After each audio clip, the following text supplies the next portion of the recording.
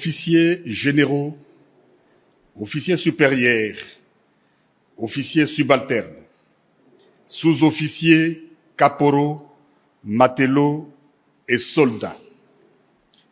Le président de la République, chef de l'État et commandant suprême des forces armées de la République démocratique du Congo, s'est adressé à la nation en date du 29 janvier 2025, suite à l'agression du Rwanda et le silence coupable de la communauté internationale. En ces jours, je m'adresse à vous.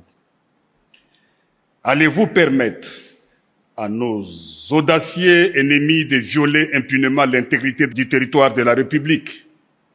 Allez-vous permettre que s'échappe l'armée qui a porté la terreur dans vos familles? Vous ne le ferez pas. Marchez donc contre elle. Arrachez à son front les territoires actuellement sous son emprise. Votre engagement et la fidélité à votre devise. Ne jamais trahir le Congo. Toutes ces guerres sont causées par la convoitise de nos ennemis. Ces derniers vont venir pour tenter de vous corrompre. Il ne faut donc pas trahir le Congo. Vous devez vous rappeler les conséquences d'une armée défaite. Apprenez au monde que la malédiction s'abat sur ceux qui violent le territoire du grand peuple. Les résultats de nos efforts ne sera qu'une paix durable. Vaincre sans péril, on triomphe sans gloire. Il n'y a aucun orgueil à tirer d'une victoire facile vis-à-vis de l'ennemi. Pour les services rendus dans cette lutte dans laquelle nous sommes engagés, je vous présente les remerciements du commandant suprême de ma part et du pays tout entier.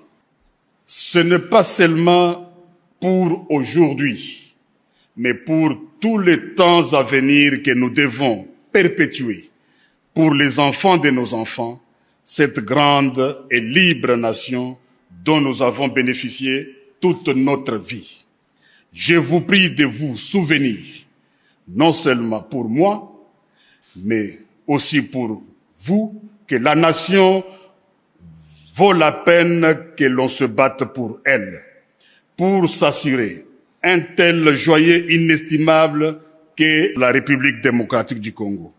Nous avons devant nous une épreuve de plus pénible, de nombreux et longs mois de lutte et de souffrance. Vous vous demandez quelle est notre politique. Je veux le dire ici. C'est faire la guerre par mer, par terre et par air, de toutes nos forces et avec toute la force que Dieu peut nous donner, de faire la guerre contre la tyrannie monstrueuse, jamais surpassée dans le sombre et lamentable catalogue du crime humain. Telle est notre politique. Il s'agit d'une question de vie ou de mort pour la République démocratique du Congo.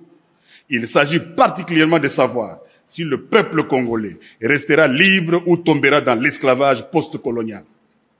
Il ne doit pas y avoir de place dans nos rangs pour les pleurnichards et les lâches, pour les marchands de panique et des déserteurs.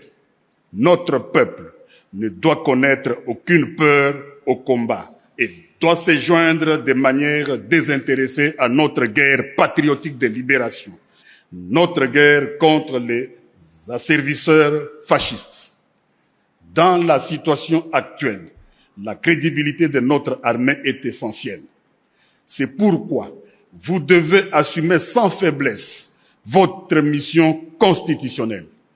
Défendre les frontières de la République démocratique du Congo contre toutes les menaces, d'où qu'elles viennent. Vous devez donc faire face aux menaces qui se présenteront dans tous les domaines de conflictualité. Chacun d'entre vous doit se sentir concerné par cette mission. Ici, nous restons debout et nous nous battrons. Il n'y aura pas d'autre retrait.